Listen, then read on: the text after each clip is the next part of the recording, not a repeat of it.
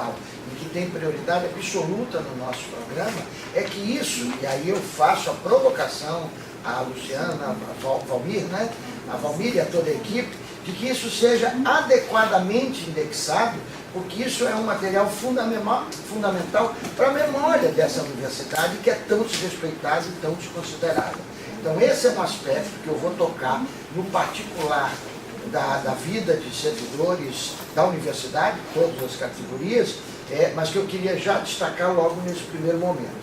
E apesar de nosso objetivo dessa conversa ser muito mais especificamente falar sobre a questão da política de pessoal da universidade, eu não vejo condições da gente começar essa conversa se nós não tivermos uma panorâmica mais ampla do que são os princípios que nos levaram a essa candidatura e quais são os princípios que regem esse nosso movimento.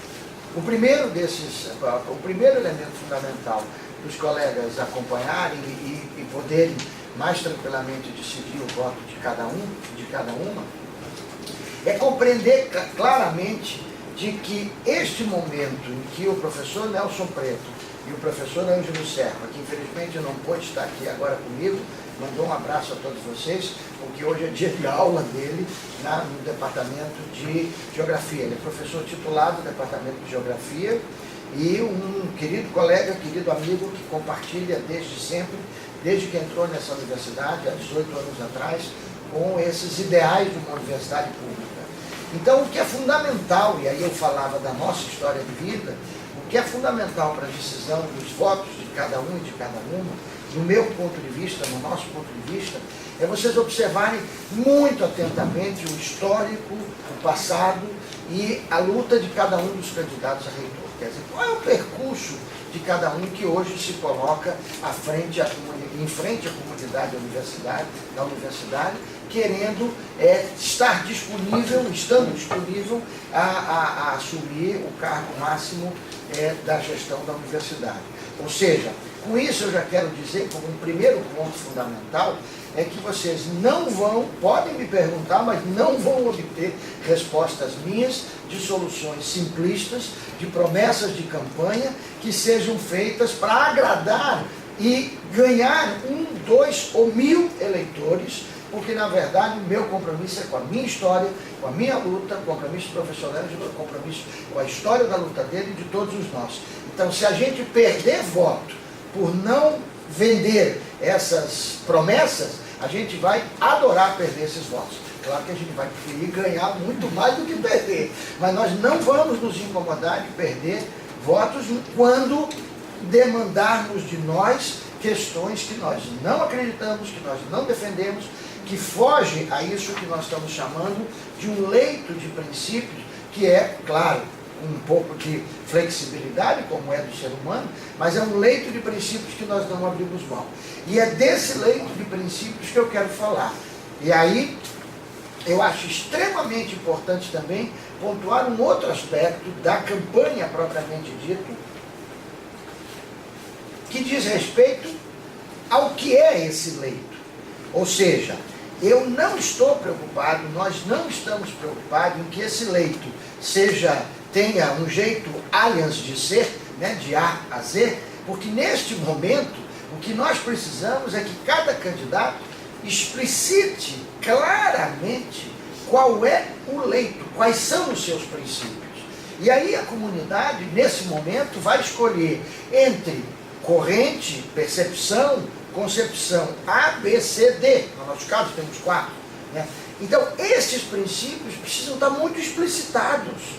Porque vocês vão escolher, vocês não, porque eu também voto, nós vamos escolher entre 4 princípios e 4 histórias de vida. Que após a comunidade eleger, quem for eleito vai trabalhar com A a Z, ou seja, vai trabalhar com a universidade. Mas na hora da escolha, vai ganhar aquele que a universidade acha que efetivamente apresenta questões de princípio mais do que plataformas e promessas que apontam para a construção de uma universidade com a perspectiva que a gente tem, que é uma universidade pública e gratuita com uma relação com a sociedade absolutamente umbilical. Uma universidade que tenha na cultura o seu elemento mais fundamental, a amálgama de todas as suas produções, tanto para servidores técnicos, administrativos e artísticos, tanto como para estudantes, como para professores, como para a sua relação com a sociedade. E aí já teríamos podíamos falar, uma nota de pé de página, né?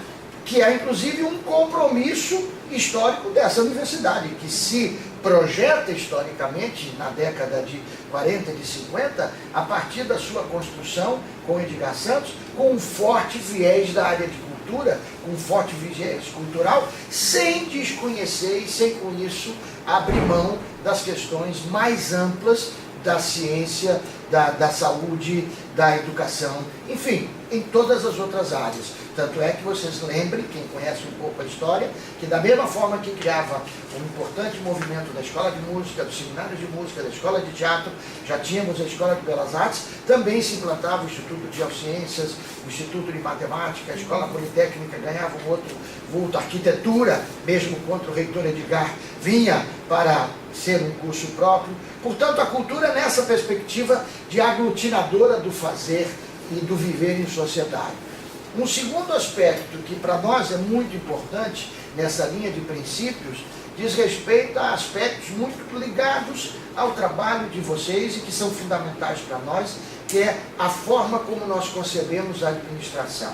Então, uma das questões fundamentais para nós, do ponto de vista da concepção da administração, é que nós vamos resgatar o papel do vice-reitor. Vice-reitor não pode e não é tocador de obras. Vice-reitor é liderança política que vai atuar junto com o reitor na montagem, na coordenação da equipe e na sua atuação política, acadêmica para fora. Então, a dupla reitor e vice-reitor deixa de ter uma divisão do trabalho em que uns representam política intelectualmente a universidade para fora e outros ficam cuidando do cotidiano. Não. Quem cuida do cotidiano, quem atua na gestão da universidade, são os pró-reitores e as pró-reitoras, os coordenadores, os superintendentes. E esses serão escolhidos, já de certa forma entra um pouco nas questões de vocês, serão escolhidos a partir de elementos técnicos e políticos, porém não políticos partidários, acomodados, acertados, no início da campanha, porque nós não abrimos mão desse leito. Então a nossa preocupação não é, repito, agradar gregos e troianos, trazendo gregos e troianos para dentro da gestão, porque senão nós estamos vendo o que está acontecendo. Essa gestão tem 2 candidatos a reitor. Então isso já é demonstração clara de que não existe uma equipe, evidentemente, sob o comando da professora Dora, que é uma pessoa absolutamente educada, gentil, uma liderança na tentativa de acalmar a universidade do momento de ebulição que ela vinha vivendo, um momento muito difícil que vivemos nos últimos anos, apesar do mérito da expansão, e se tempo der, eu quero voltar a falar disso com muito cuidado.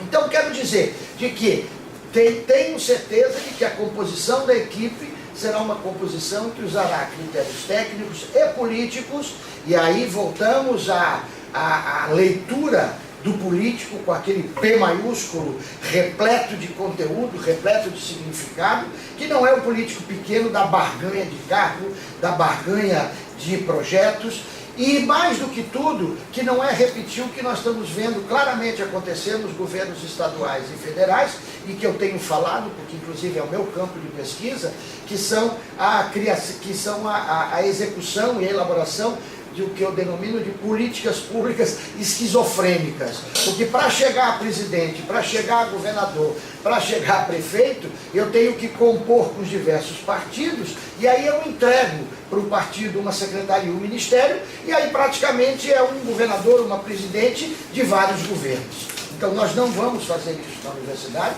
nós vamos tentar resgatar essa dimensão acadêmica e política da gestão da universidade, tentando com isso evitar aquele terrível e necessário peregrinação com pró-reitores, superintendentes, coordenadores, de pegar o telefone e ver se resolve o meu problema, ver se resolve o meu problema.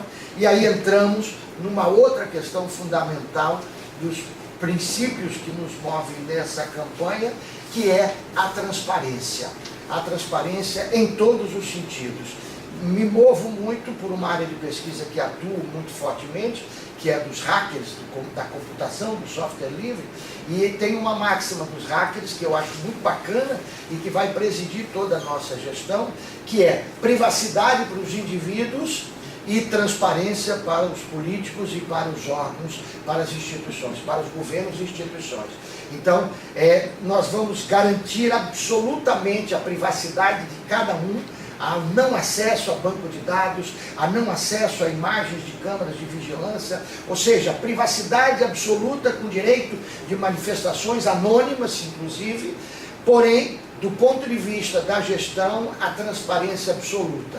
Por isso, na nossa página, que você já tem aí, e deve depois aparecer aqui no nosso vídeo, na página, desde o primeiro dia da campanha, já tem uma planilha apresentando quanto recebemos de doação até agora, e quanto cada faixa custou, quanto cada papelzinho desse custou, e obviamente você já deve imaginar que estamos no vermelho, mais do que no vermelho, né? Devendo absurdo, porque esta é uma campanha de militância, uma campanha de paixão. Então esse é um outro elemento extremamente importante. Chegamos então, mais especificamente, nesses últimos 5 minutos, nos aspectos mais ligados ao que seria a PRODEP, o que seria uma política do servidor de uma maneira geral. Então, o primeiro elemento que nos parece extremamente importante nisso, é que, e aí eu falo de um princípio ao mesmo tempo que já chego aqui nas perguntas de vocês, é um elemento que tem a ver com a recuperação da altivez institucional da universidade. A universidade não se impõe mais na sociedade. A nossa universidade está vivendo um momento em que ela precisa, não só pela própria manifestação e da importância do reitor e do vice-reitor, mas também de toda a sua equipe, de todo o seu corpo de servidores técnicos administrativos, de servidores técnicos artísticos, de estudantes e funcionários, que passem a se sentir efetivamente profissionais que pertencem à universidade e sentem orgulho de viver a universidade e colocar essa universidade numa posição em que a sociedade se encontre com a universidade. Tenho que contar uma coisa que me fez parar no caminho aqui, quando estou chegando e passando aqui em frente à SUMAI, e sai da sua mesa, na recepção da SUMAI, uma colega servidora com uma tesoura e começa a podar uma plantinha linda que estava ali na frente. Não estava esperando, não tinha ninguém chegando, ninguém saindo, ela viu que demandava podar uma plantinha, ela vai lá e cuida da planta, que é a entrada. Isso me deixa absolutamente arrepiado, que é isso que falta na universidade. Falta a gente ter um carinho com as pessoas, um carinho com os outros, um carinho com a instituição, no sentido que essa instituição volte a se sentir uma instituição nobre, no sentido nobre da palavra, de que ela possa efetivamente acolher aqueles que chegam e acolher aqueles que aqui trabalham e aqueles que depois se aposentam. Nesse sentido, eu imagino que um aspecto fundamental nosso é resgatar uma coisa que inclusive está na lei, que é uma política de acolhimento dos servidores novos da universidade.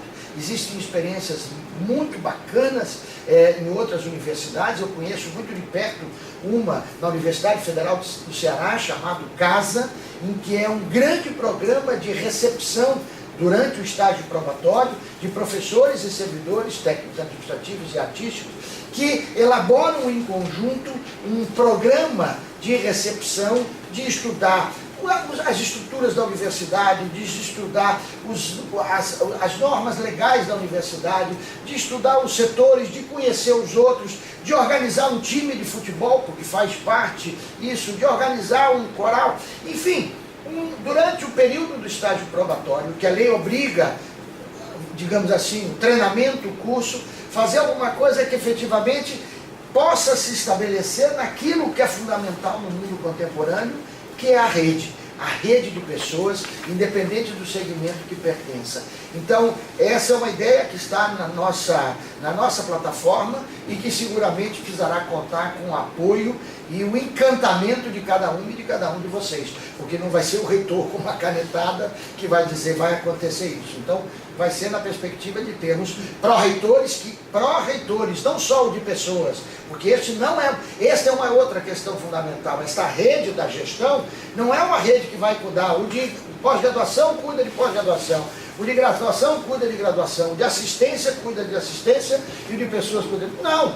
Todos eles são pró-reitores de tudo, porque todas as questões estão entrelaçadas. E aí nós vamos fazer uma gestão que acolha essas especificidades e que possamos trabalhar de forma articulada para atender isso.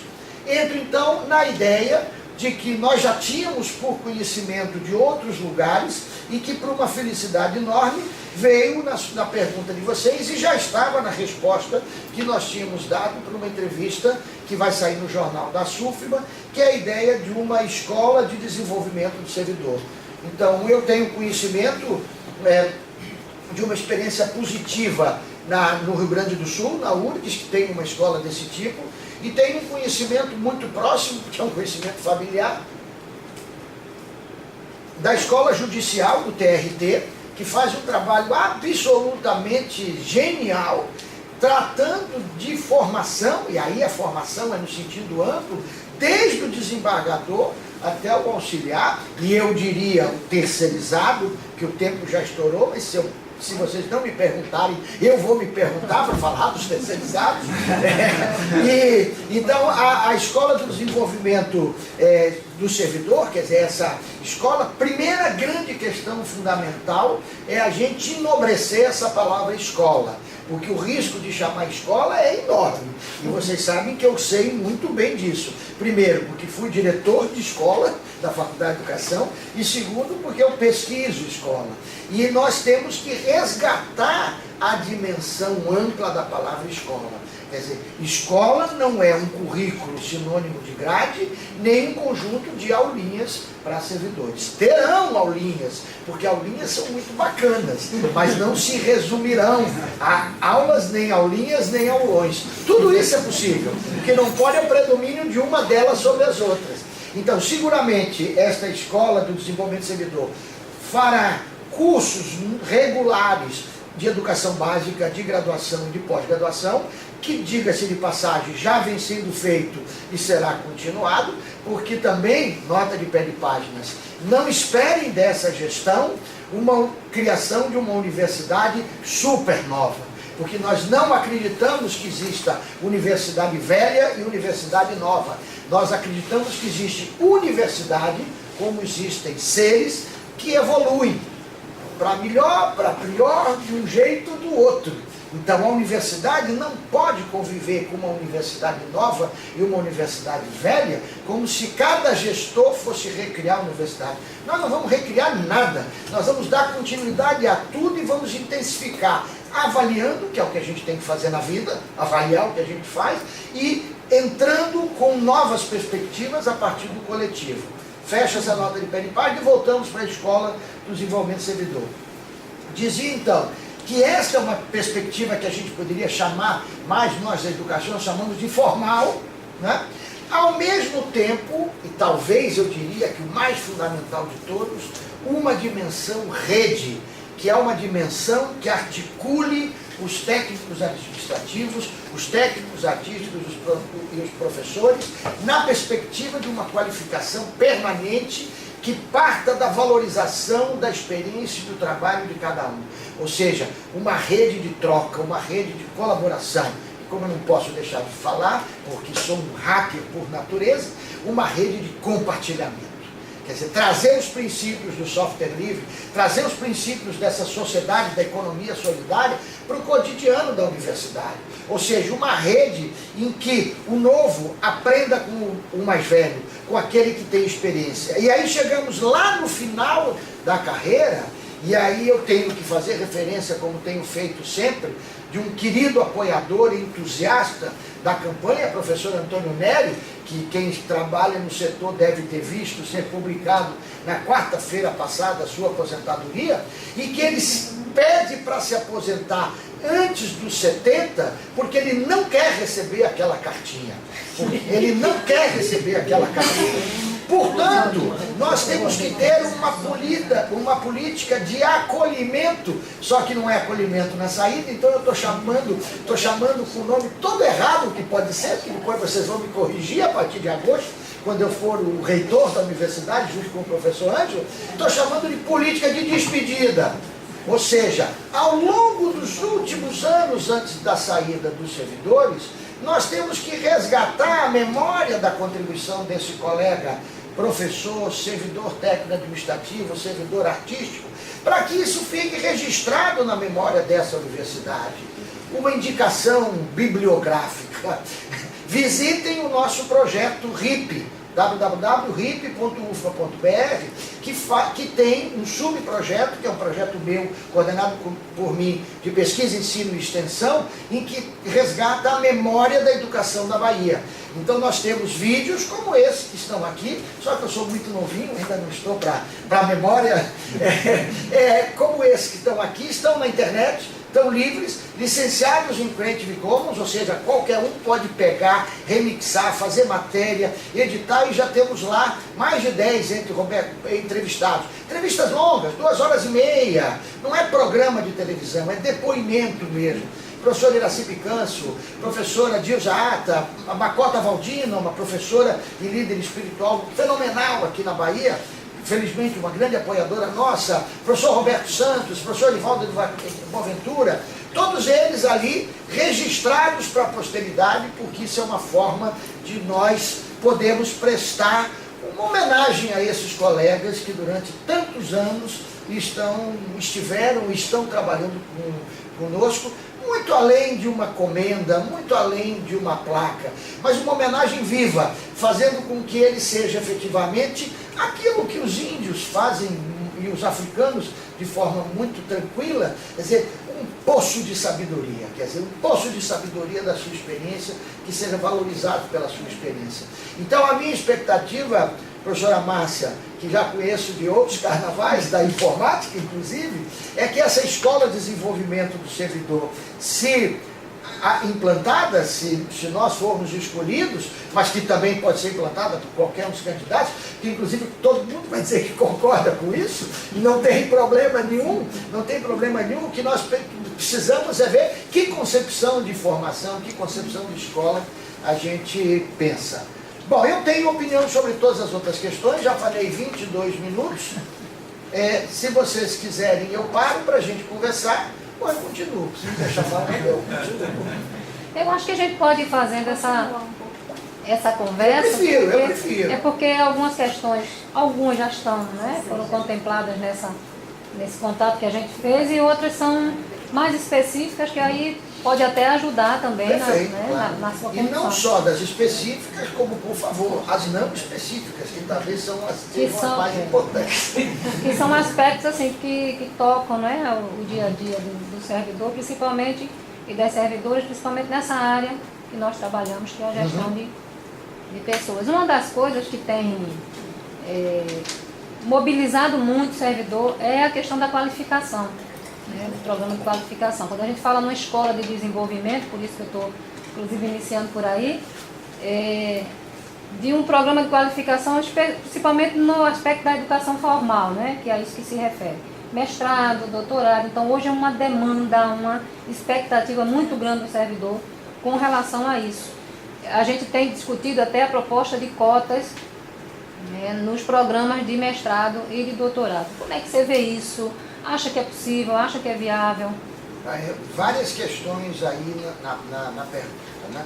A primeira delas é óbvio que é absolutamente fundamental a qualificação formal em todos os níveis. E a consequência disso são duas, do meu ponto de vista, e por isso o nosso apoio total nessa perspectiva. A primeira, que é a mais fundamental de todas, mas não mais do que a segunda, A primeira é que, com isso, a nossa expectativa é que esta qualificação formal reverta-se na melhoria da qualidade do serviço público que nós prestamos para a sociedade. E quando falamos sociedade, nós estamos falando da sociedade aqui dentro, estamos falando dos colegas e estamos falando da sociedade lá fora. E aí eu queria muito duramente dizer, nós precisamos resgatar a dignidade do servidor público. Nós precisamos avançar tanto que não seja necessário a plaquinha. Desacatar um servidor público é ofensa grave. Aquela plaquinha é a demonstração da nossa não qualidade do serviço público. O dia que nós não precisarmos a plaquinha posta, nós teremos atingido aquilo que é o nirvana daquilo que a gente acha do serviço público. E nós não podemos abrir mão de defender o serviço público com estabilidade, com fé pública, porque é isso que garante a qualidade e o desenvolvimento da sociedade a partir de valores de justiça e não a partir de valores de mercado. Aí um aspecto é fundamental e a responsabilidade que nós temos sobre isso é muito grande. Não se enganem, colegas. Há uma conspiração planetária contra o serviço público. Há uma conspiração planetária contra a estabilidade do emprego. Há alguns momentos com razão. Por quê? Nós não conseguimos implantar um sistema de avaliação decente nas nossas instituições. Então isso terá que ser feito. E um sistema de avaliação decente, me perdoe alongar um pouquinho, ele inclui a retomada da luta pela melhoria da remuneração das funções gratificadas. As funções gratificadas nessa universidade, no serviço da Universidade Federal, são vergonhosas os valores. Então não são estimuladores de lideranças a ocuparem os cargos de chefia. E não podemos abrir mão de que essa luta tem que ser em cima do regime jurídico único. E não negociações de pagamento por performance. Então, a qualificação é importante porque ela visa essa melhoria. Visa a melhoria do servidor enquanto gente e a melhoria do serviço. E, paralelamente, tão importante quanto a melhoria salarial, claro. Então, nós temos que ter uma política, porque eu acho que a carreira tem que ser cada vez mais estimulada a que o mérito e a qualificação seja recompensada do ponto de vista pecuniário, do ponto de vista do salário da vida da gente. Então, acho que isso é extremamente importante. Então, pleno acordo. Sobre cotas, nunca havia pensado sobre o tema e confesso dizer, não tem problema nenhum em campanha de dizer coisas, como tem outra questão aqui, que nenhum de nosso grupo tinha pensado ainda. Estamos abertos a pensar e a discutir. É possível, é possível. Como é possível também um trabalho mais intenso de abertura de turmas específicas, vamos chamar assim, entre aspas, né? Porque não é convênio, como se faz com alguns convênios, né? Sempre tendo como critério fundamental o mérito, a seleção, o respeito ao título. Quer dizer, não podemos agora fazer o mestrado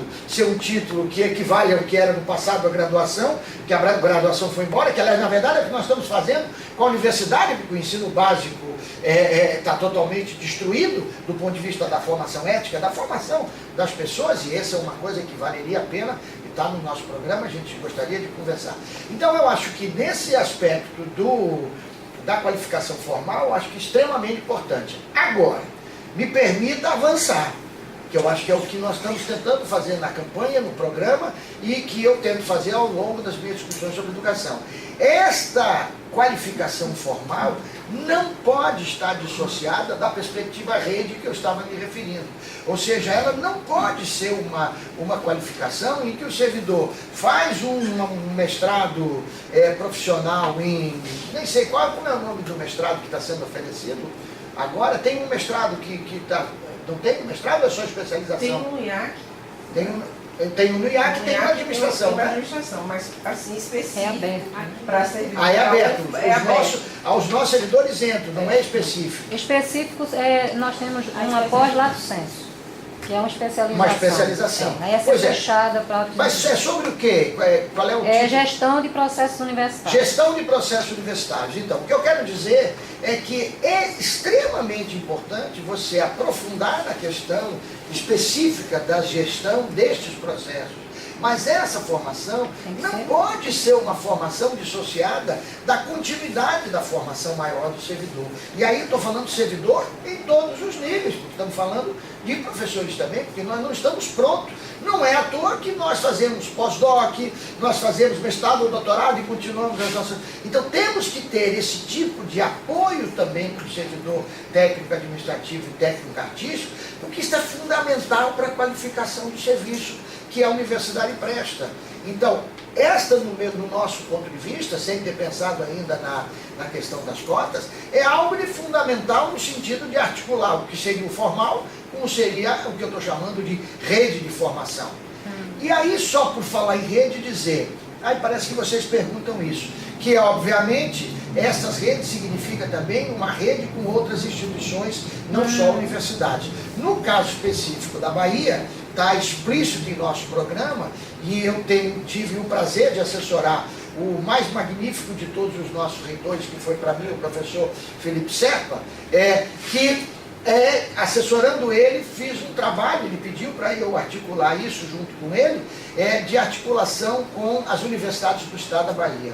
Hoje nós somos 11 instituições públicas no estado da Bahia, 2 institutos federais, 4 universidades estaduais e 5 federais. Então, temos um parque de ensino e pesquisa em nível superior fenomenal. Temos que trabalhar de forma articulada. Então, o reitor e o vice-reitor da UFBA, com muita humildade, com muita tranquilidade, porque a universidade normalmente também chega com muita arrogância, e isso não pode acontecer. Ela é sexagenária, mas não precisa chegar com arrogância na relação com as outras universidades. Vamos procurar o professor Zé Carlos, que é o presidente do Fórum dos Reitores das Estaduais, vamos procurar os reitores das outras universidades, vamos tentar dar os braços no sentido de compartilhar experiência, compartilhar infraestrutura. Eu fico pensando numa escola de desenvolvimento de servidor como essa, que se articule com as escolas, com as formações de todas as outras instituições superiores. Então, acho que isso é extremamente importante. A dimensão rede é a base da nossa proposta. E a formação continuada, né, como você se referiu, remete até a uma outra questão, que é a capacitação, né, que é essa qualificação, a qualificação formal, mas a capacitação que tem essa perspectiva de formação continuada. E aí a gente vai para uma questão um pouco técnica aí com relação a isso, que é a dificuldade que a Prodep tem tido em executar, né, algumas ideias, né, que são muito caras, no sentido de oportunizar ao servidor viagens, participação em congressos, em eventos. E nós temos tido dificuldade no procedimento administrativo, né, dessa questão, especialmente em função das exigências legais, né, que são colocadas, né, para que a gente dê conta, né, algumas, eu acho que mais do que exigências legais, são processos burocráticos, administrativos, que são coisas diferentes, né? A gente não está negando o respeito, né, à legalidade e o que a gente precisa fazer com relação a isso. Então, frente a isso, nós precisamos acelerar os processos de contratação, né, dos congressos, até porque eles são muito rápidos. Eles são, né, você tem informação, ele vai acontecendo e a gente não consegue dar conta. A gente cria uma expectativa para o servidor hoje de que ele pode participar, e aí 2 meses a gente não consegue, passa 2 meses com o processo, ele não avança e o servidor perde essa possibilidade. Então, a pergunta, né, que se coloca é se está previsto, ou se pensou alguma coisa nesse sentido, ou se poderia pensar, na recuperação de uma procuradoria da própria UFBA, ou de um diálogo com a procuradoria que pudesse agilizar esses processos. Não vou responder imediatamente, eu vou fazer um preâmbulo, me desculpe, porque na verdade me parece que o mais importante de tudo isso, além de chegar na questão da procuradoria, é pensar naquela primeira fala sua, professora, da questão da legislação. Quer dizer, e aí a gente retoma o tema da autonomia, porque ou nós avançamos, e aí de novo a história da altivez da universidade, do resgate do papel da Andif na relação com o governo federal, ou nós avançamos nessa perspectiva de que a universidade tem uma ação proativa ao longo do seu cotidiano no relacionamento com o TCU, com o CGU, com o TCE, ou nós vamos continuar da forma que estamos, engessados, sem nada poder andar por conta dos órgãos de controle, que na verdade estão tendo uma postura absolutamente draconiana. E aí, uma observação fundamental: não queremos soberania, não queremos não ser submetido a controle, não queremos dizer que para a universidade não precisa haver transparência, não transparência em hipótese alguma. Nós queremos tudo isso, nós queremos diminuir a corrupção, fora e dentro. Agora, nós precisamos ter processos que fluam. Quer dizer, nós temos que desburocratizar a universidade, temos que desburocratizar o serviço público. Nesse sentido, eu tenho um exemplo, que é um exemplo da agora, de 2 semanas, que é um exemplo que ilustra bem o acontecido. 2 colegas servidores técnicos do CPD submetem projeto para orientar Bolsa de Iniciação Científica no PIBIC, no campo tão fundamental de tecnologia e informação, que nós conhecemos bem. O projeto é aprovado e a Bolsa não é implementada, porque o currículo Lattes do servidor não tem o número X de publicações, quais A, B, C, que demanda para ser um pesquisador produtivo.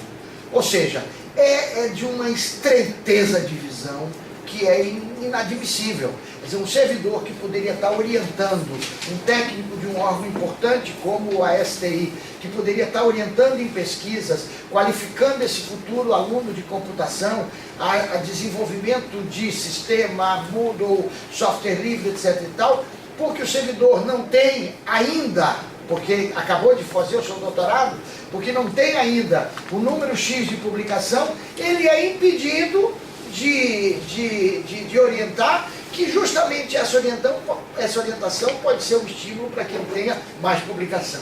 Quer dizer, é mais ou menos na linha do exige-se experiência no primeiro emprego, né? Quer dizer, não vai nunca sair dali. Então nós temos que mexer nessas questões. Com relação à participação em eventos e ao enfrentamento dessas questões, nós temos que enfrentar isso com muita tranquilidade, com apoio, com toda a gestão articulada, e aí uma política de informação e comunicação para o interior da universidade. Nós não nos conhecemos, as informações não circulam na universidade. Por isso que eu elogio e acho genial a ideia de vocês fazerem eventos como esses, gravarem, colocado lá. Daqui 100 anos, alguém vai poder analisar o que aconteceu na universidade naquele abril e maio de 2014. Isso é fundamental para a história da sociedade. Sobre a Procuradoria Jurídica, esse é um grande problema que nós temos que enfrentar. Não posso botar no programa que vamos implantar, porque não sabemos quais os mecanismos que isso vai ter que ser feito. O que de fato a gente sabe é que uma Procuradoria Jurídica da União na universidade não dá conta dos desafios que a gente tem. Então, que solução a gente vai dar? Eu não sei. Primeiro, porque eu acho que essa solução não será uma solução miraculosa e milagrosa da UFBA. Essa solução seguramente terá que ser dada uma solução pela Andifes das universidades federais, porque todas devem viver o mesmo problema. E fora isso, vamos estabelecer com a Procuradoria Jurídica na UFBA uma relação que nos possibilite acelerar esses processos. Eu penso que a criação, num passado recente, do setor de convênios na própria administração central foi uma ação importante para agilizar os processos administrativos dos convênios, e que seguramente tudo isso vai ter que ser fortalecido a partir de um sistema de desburocratização, e de novo aí a TI vai ser fundamental. Não é possível os sistemas da universidade não se falarem do jeito que não se falam, não é possível implantar uma coisa bacana como os pedidos de obras e de intervenções de manutenção ser um CIPAC, mas depois que você registra o pedido, parece que caiu num buraco negro, porque você não vê o que está acontecendo.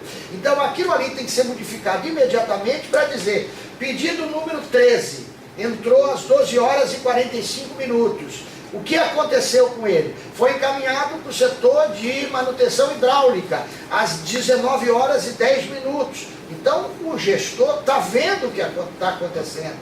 Se ele não vê o que está acontecendo, de repente, o que ele vai ter que fazer? Pegar o celular e ligar para o pró-reitor. Quando não acontece, ligar para o próprio reitor, para resolver um problema de uma goteira em cima de uma central de rede. Estou falando da Faculdade de Educação.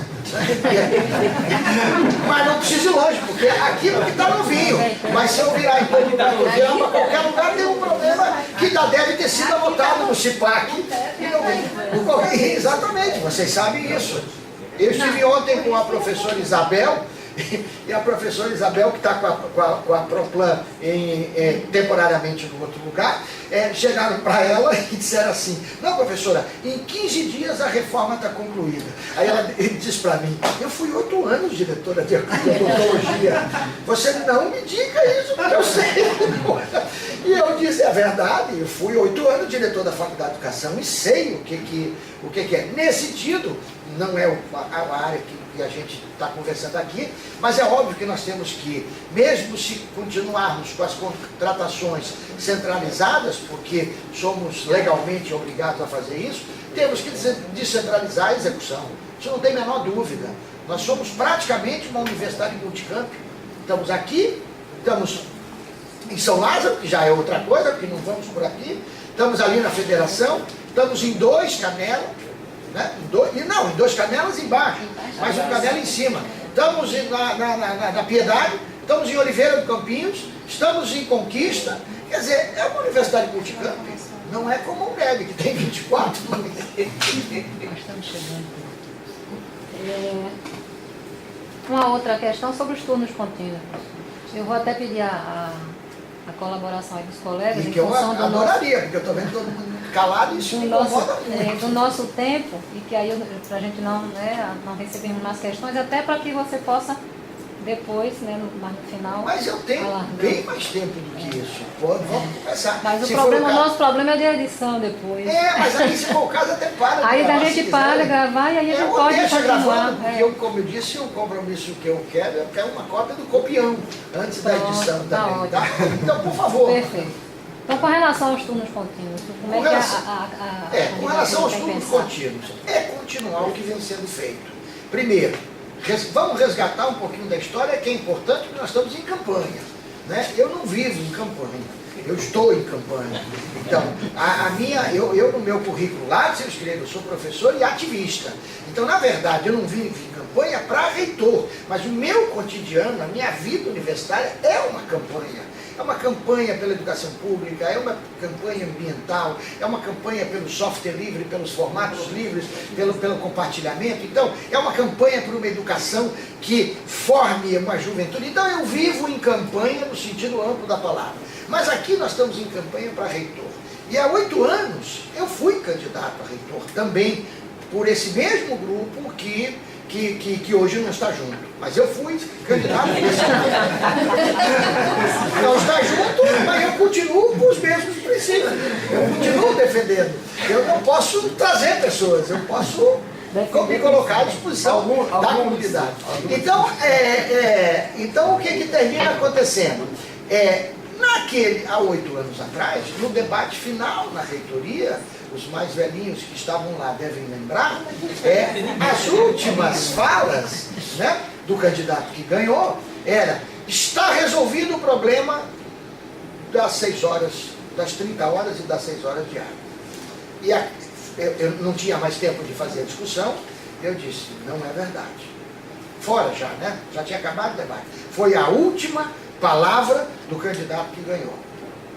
8 anos se passaram e nada foi resolvido, enquanto resolvido o problema das 6 horas.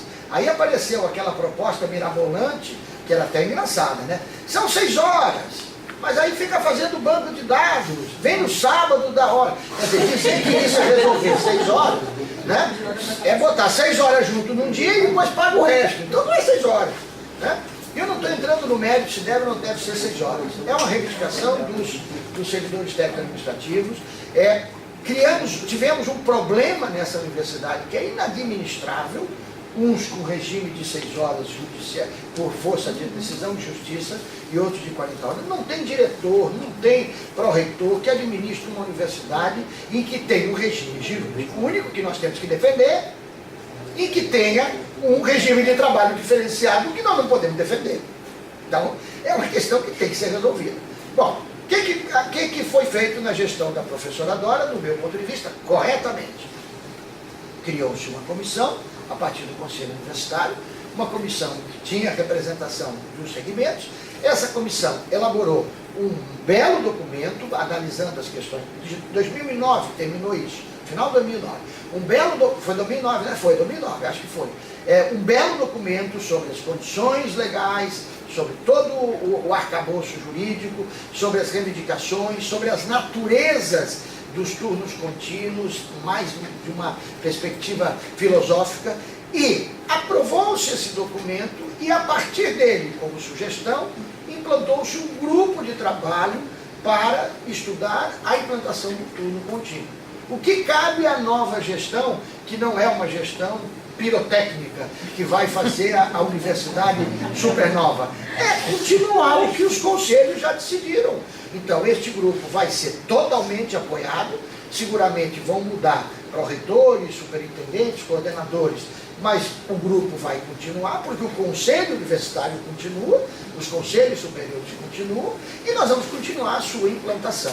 Sempre com aquela máxima que eu já falei anteriormente, que nós temos que valorizar o serviço público, valorizar o servidor público numa perspectiva de valorização do serviço público. E eu queria fazer só uma observaçãozinha sobre conselhos, sobre a forma de trabalhar na nossa gestão. Então, lembrem que eu falei lá no comecinho a história do leito em que cada candidato tinha que explicitar muito claramente o que pensa. E a comunidade da universidade vai explicitar o que reitor, vice-reitor, o que a chapa, o que a equipe que está lá acha que é a melhor concepção, os melhores princípios e a melhor história de vida de cada um. Bom, assumido em agosto, nós somos reitores de toda a universidade. E nós temos o compromisso de administrar a universidade a partir das decisões da maioria. Claro, mas com uma observação: um total e absoluto respeito às minorias. Mais do que respeito, enaltecimento. Não vamos administrar a universidade tratorando. Não vamos desrespeitar as minorias. Então, quem for voto vencido no Conselho Universitário será respeitado. Por que tem que ser no Conselho Universitário, conserva nos Conselhos Superiores? Por que tem que ser respeitado e valorizado? Porque são estas minorias que serão capazes de fazer críticas ao nosso posicionamento e à nossa forma de administrar a universidade. Nós não queremos administrar a universidade com unanimidade. Nós queremos ter oposição. Queremos ter ali dentro pessoas que dizem: está errado esse encaminhamento. E não vamos ter que pensar. Porque nós não queremos que os nossos órgãos superiores sejam cartórios, que diálogo seja paciência de ouvir. Eu venho aqui, falo e continuo pensando igual a 2 horas de conversa com vocês. Não é isso. Eu quero sair daqui pensando diferente. Não quero sair daqui convencendo vocês do que eu estou pensando. Eu quero, nesse diálogo, pensar diferente. Que cada vez que nós pensarmos mais diferente, nós estamos crescendo enquanto seres, enquanto pessoas, enquanto sociedade. Então, o respeito à minoria é fundamental. E isso a gente não abre mão de garantir na nossa gestão. Só mais uma questão com relação à qualidade de vida, que parece que, né, é um tema muito caro durante toda essa conversa que nós estamos tendo, né, na concepção aí do seu programa de chapa. Se o senhor conhece a experiência da universidade, da terceira idade da UNEB, e se acha que é viável a criação? Não conheço. Conheço assim, de jornal, de informação, mas não conheço profundamente. É assim, de verdade, eu não gosto muito de expressão de terceira idade, viu? Mas tudo bem. Como não gosto de colaborador, para empregado, trabalhador, entendeu? Colaborador fulano, venha para o caixa, convenhamos, né? Colaborador, né? né? Então essas expressõezinhas, para mim, terminam sendo mascarar uma coisa tão bacana que é a velhice, né? A velhice é uma coisa, ser velho é uma coisa bacana. A gente fica meio... Aliás, quem não leu, leia. É muito carioca, mas é O Fim, de Fernanda Torres. É um livro pequenininho, delicioso, delicioso, delicioso, e que fala desse momento da velhice, da idade. Então eu acho que são um pouco, eu não sei se o projeto seria Universidade da Terceira Idade, mas é um pouco na linha dessa política de despedida que eu falei, do desenvolvimento mais amplo, de uma forma de agregar as pessoas que se aposentam. Eu tenho muito medo de aposentadorias precoces, da corrida para aposentadoria, na doce ilusão do mercado neoliberal de que, não, aí agora eu vou ter tempo. Eu tenho casos próximos de vizinhos, amigos, que não foram nada bons, e é bom a gente não falar, para não mencionar essas situações trágicas. Então eu acho que a gente tem que ter uma forma de fazer com que esses nossos colegas professores, que continuam com o seu cartão de visita professor titular aposentado, professor associado aposentado, não só coloquem no cartão de visitas, mas se sintam pertencendo à universidade aqui dentro.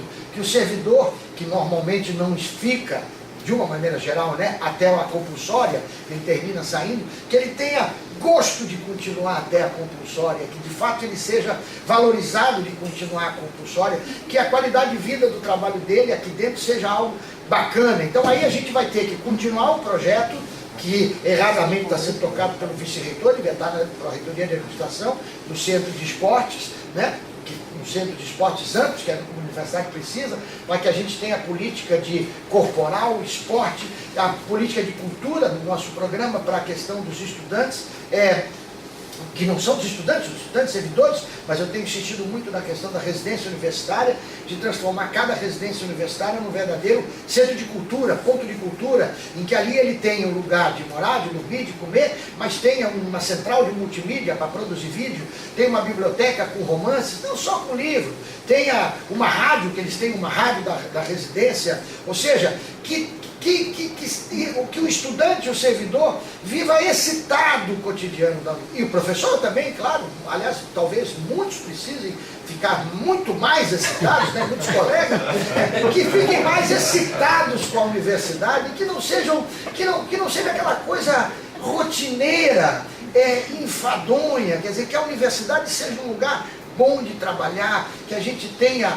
a questão ambiental levado ao extremo.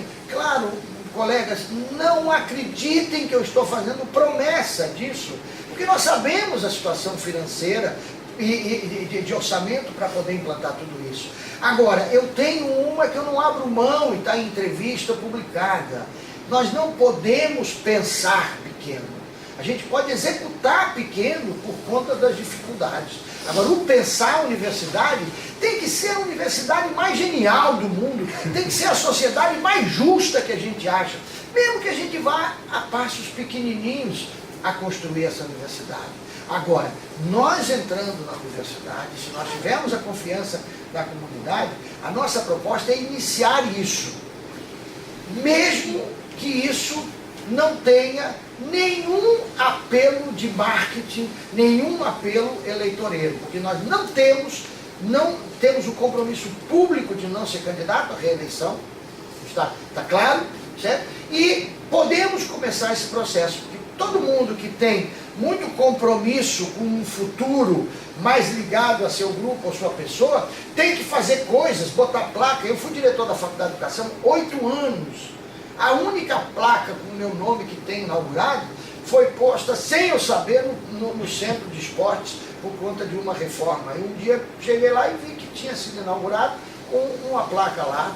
Então, não fizemos, eu acho que uma inauguração nos 8 anos. E olha que quem conhece a Faculdade de Educação antes de 2000 e depois da gestão minha do professor Amélia Arapiraca, foi uma verdadeira revolução do ponto de vista do nosso plano diretor. Fomos absolutamente favorecidos porque conseguimos um financiamento numa época em que eu podia colocar ar-condicionado no projeto. Se era melhor comprar ventilador, eu simplesmente comprava e estava tudo resolvido. Não é hoje. Se você botar a marca GRI e comprar Electrolux, já dá problema. né? Estou exagerando, mas é Não, mais não é inspirado exagero, na não. visita, mais inspirado na visita Não que eu exagero, fiz. Não é não, né? Não, marca é, né? A preço não.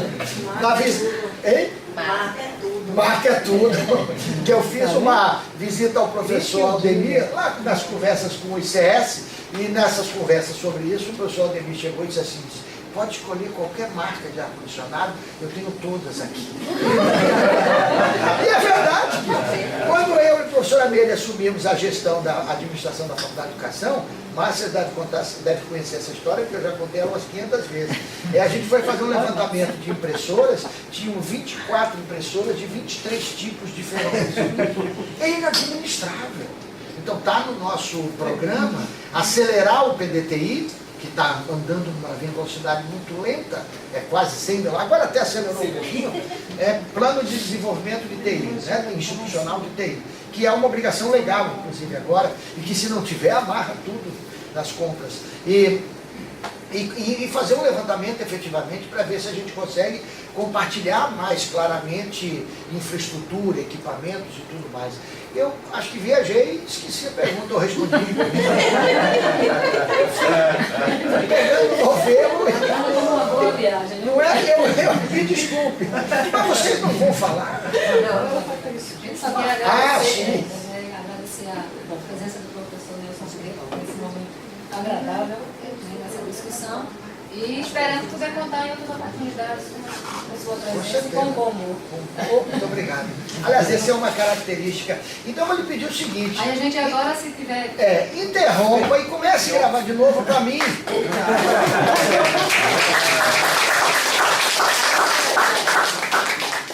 Por favor, porque eu gosto de ter. Eu estou gravando em áudio.